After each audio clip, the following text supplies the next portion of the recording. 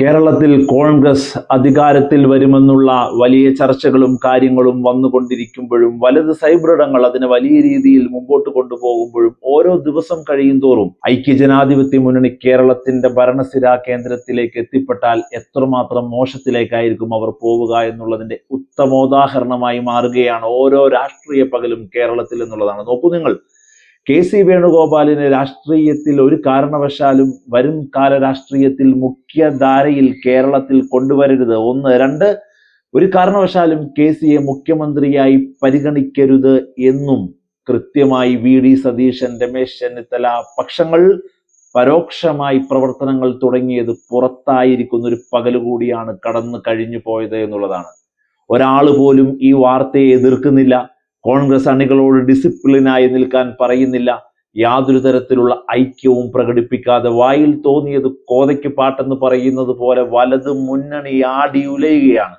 ഭരണത്തിൽ എത്തുമോ, ഭരണത്തിലെത്തിയാൽ എന്തൊക്കെയാണ് കാര്യങ്ങൾ ചെയ്യേണ്ടത്, എത്രമാത്രം വിജയം ഉറപ്പാണ്, ഇത്തരം കാര്യങ്ങളിലും ഒന്നുമല്ല ചർച്ച. ബെന്നി ബെഹനാനും കെ മുരളീധരനും അടക്കമുള്ള ചില നേതാക്കൾ ഒറ്റപ്പെട്ട രീതിയിൽ ഇത്തരം ചർച്ചകൾ ഒഴിവാക്കണം. അധികാരം കിട്ടിയപ്പോൾ മുഖ്യമന്ത്രി കസേരയ്ക്ക് വേണ്ടി അടികൂടിയിരിക്കുന്നു, ജനങ്ങളുടെ മുഖത്ത് നോക്കി കൊഞ്ഞനം കുത്തുന്ന പ്രവർത്തനങ്ങളാണ് ഉണ്ടാകുന്നത് എന്ന് ജനങ്ങൾ പറയും. ജനങ്ങളെ കൊണ്ട്, നാട്ടുകാരെ കൊണ്ട് പറയിപ്പിക്കരുത് കോൺഗ്രസ് എന്ന് തുറന്നടിക്കുന്നതും നമ്മൾ കണ്ടു.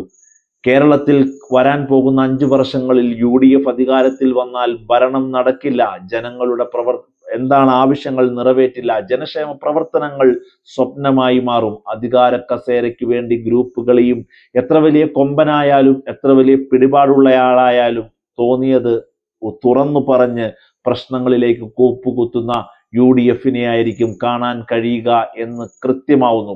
കഴിഞ്ഞ മെയ് 9-ാം തീയതി തലേ ദിവസം വരെ കൃത്യമായി അച്ചടക്കം പ്രകടിപ്പിച്ച, അഭിനയിച്ചു തള്ളിയ ഒരു മുന്നണി കൂടിയാണ് ഒരു ഭരണത്തിലേക്ക് എത്തുമെന്നുള്ള സൂചന വന്നപ്പോൾ വലിയ രീതിയിൽ ഇങ്ങനെ മുഖ്യമന്ത്രിക്ക് വേണ്ടി അടിപിടി കൂടുന്നത് എന്നുള്ളത് നമ്മൾ കാണാതെ പോകരുത്.